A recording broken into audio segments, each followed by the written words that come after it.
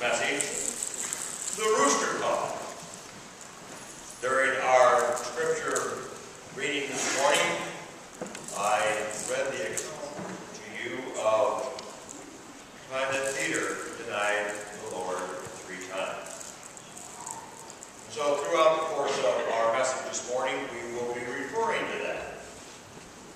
But before we get to that part, where we discuss some of the particulars of it, let me ask you a question. How many of you have ever fallen asleep in church? Now, this is not a good time to raise your hand.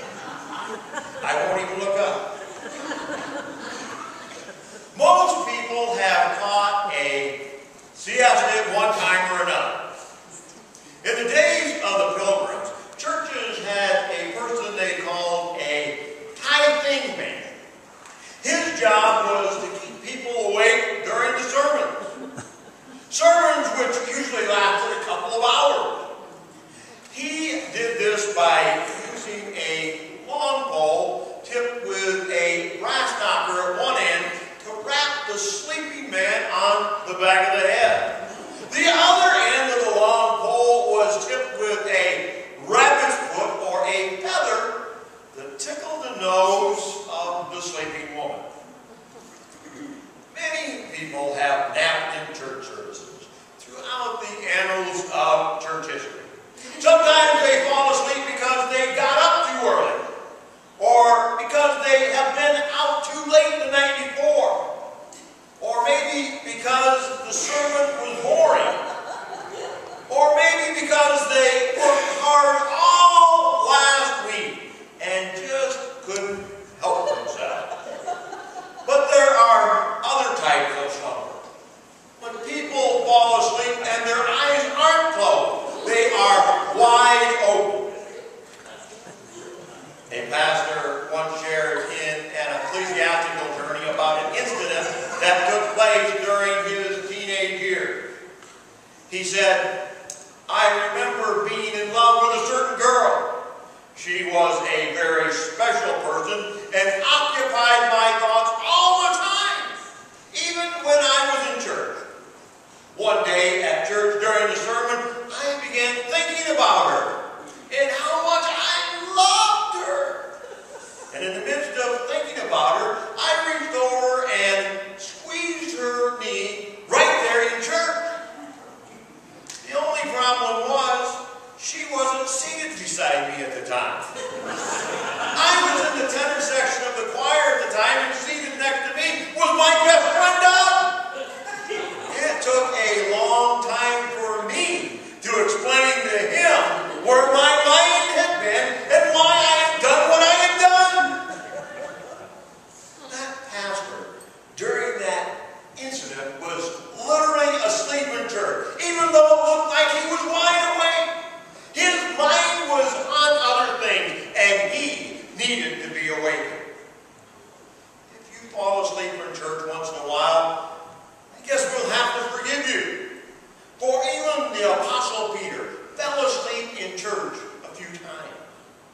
In Luke 9:32, we are told that while Jesus was praying on the Mount of Transfiguration, and while Moses and Elijah were being made manifest, Peter and those with him were heavy with sleep. In the midst of God's good and great things, the things that were transpiring all around them, Peter was wanting to catch a few Z's. Peter was falling asleep. And then in Luke 22:45, we are told that Peter fell asleep in the Garden of Gethsemane. We are told that Jesus rose from prayer and went back to the disciples and found them asleep. And this happened not once, not twice, but 3 times. Peter did worse than that. Worse than falling asleep in church, he fell asleep on Jesus.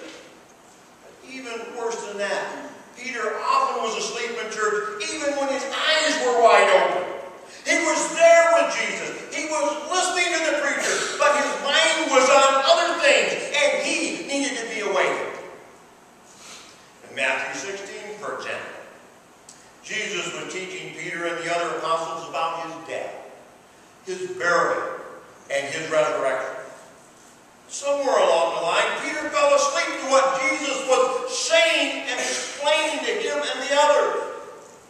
So instead of comprehending and endeavoring to do God's will, what does Peter do? He openly and loudly declares, "Nevermore," he said, "this shall never happen to you." Peter's mind wasn't paying attention. He was asleep when it came to hearing what Jesus was saying. And so Jesus endeavored to wake him up. He turned to Peter and said, "Get behind me, Satan. You are a stumbling block to me. You do not have in mind the things of God, but the things of men." Now in the next text that we read earlier this morning during our scripture reading, we find that Peter has done it again. His eyes were open, but he was asleep in church. Jesus perceived that he was asleep and set about to wake him up. How do I know that Jesus wanted to wake up Peter? Well, last night I knew that I needed to get up early this morning. So what do you think I did to make sure that I got up early? I set my alarm clock, and it rang this morning, and I got up early. I needed something to wake me up. In the same way, Peter needed to have something wake him up. So Jesus used a rooster. For centuries, roosters have served to wake up people. And that's what Jesus used this rooster for. This bird was the tool that God used to wake up Peter to some basic truth. What did Jesus want Peter to wake up to? First of all, he wanted Peter to wake up to the fact that he wasn't strong enough to handle everything on his own. Peter was a man's man. He was a powerful, towering giant. Peter was a force to be reckoned with. Peter might not have been the type to start a fight, but he surely could have been a force that finished it. One of Peter's basic problems was that he was always of the thought and idea that he could handle anything and everything. When Jesus said he was going to be betrayed, Peter said, "Others might betray you, but not me. I will follow you to prison or even to death. Nothing can stop me from protecting you." And when Jesus was arrested, Peter pulled out his sword and whacked off the ear of the high priest's servant. No one dared touch Jesus with him around, for he could handle anything or anyone. He was sure of himself, sure of his strength. He believed that there was nothing that he couldn't face and nothing that he couldn't handle. But he was wrong. Peter couldn't handle everything. Jesus said, "Peter, Satan has asked to sift you as wheat. Peter, there is someone you can't beat. Peter, there is someone you can't handle. Peter, there is someone who is bigger and smarter and more powerful than you are, and his name is Satan." Peter is not the only person who has ever had this problem. In 1 Corinthians 10 and 12, we are all warned by these words. It says, "Let anyone who thinks he stands take heed, lest he fall." That is a wake-up call to all believers. We all need to know we're not as big and smart and powerful as we might think we are. We can't handle everything that comes our way. So don't be foolish and think that you can. You know, too many Christians fall into the Sunday-only mindset. They put in their hour and a half in worship, and then they leave God in the sanctuary of a church building. They make decisions without Him.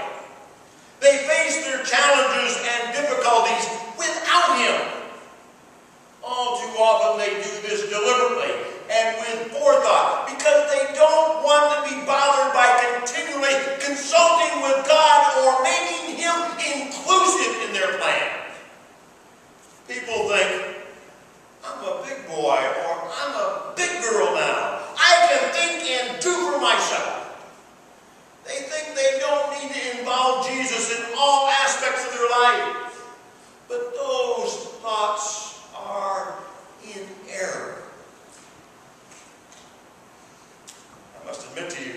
is one of the areas that I find myself working on daily. And if it happens to me, I am pretty sure that it happens to you. We need to wake up to the fact that without Him, we are not going to be able to handle the difficulties of this life. And it was that what Jesus was telling Peter. Wake up! Wake up and realize you aren't as big and as bad and as brainy as you think you are. Wake up, because there is someone out there that is waiting and wanting to take you down. Former heavyweight boxer James Quick Tillis recalled his first day in Chicago after his arrival from Tulsa. I got off the bus with 2 cardboard suitcases under my arms, he said. I walked for a short ways and I stopped in front of the Sears Tower. I put my suitcases down and I looked up at the tower. And I said to myself, I am going to conquer Chicago. When I was done looking up and daydreaming, I looked down to where I had set my suitcases, and they were gone. James Tillis was a heavyweight boxer. He was a big and bad and scary kind of guy, and he was going to conquer Chicago. But while he was sleeping with his eyes wide open, somebody took all that he owned away from him. Wake up, says Jesus. Take heed, lest ye fall. Know that there are forces in this world that you can't take on by yourself. That was the first thing that Jesus wanted Peter to wake up to. You can't do all things on your own. The second thing that the Lord wanted Peter to wake up to was the fact that he wasn't in control. That it was, in fact, Jesus who was in control. Luke 22, verses 59 through 62 says, about an hour later, a person said aloud, certainly this fellow, speaking of Peter, was with him, speaking of Jesus, for he is a Galilean. Peter replied, man, I don't know what you're talking about. Just as he was speaking, the rooster crowed. The Lord turned and looked straight at Peter. Then Peter remembered the words of the Lord that he had spoken to him. Before the rooster crows today, you will disown me 3 times. How did Jesus know that Peter would deny him 3 times? How did Jesus know that the rooster was going to crow when it did? Because Jesus is God. He created the rooster and he created Peter. Isaiah 46 and 9 through 11 says that God declared this. Remember the former things, those of long ago. I am God, and there is no other. I am God, and there is none like me. I make known the end from the beginning, from ancient times what is still to come. I say my purpose will stand, and I will do all that I please. From the east thy son a bird of prey. From a far-off land a man to fulfill my purpose. What I have said, that I will bring about. What I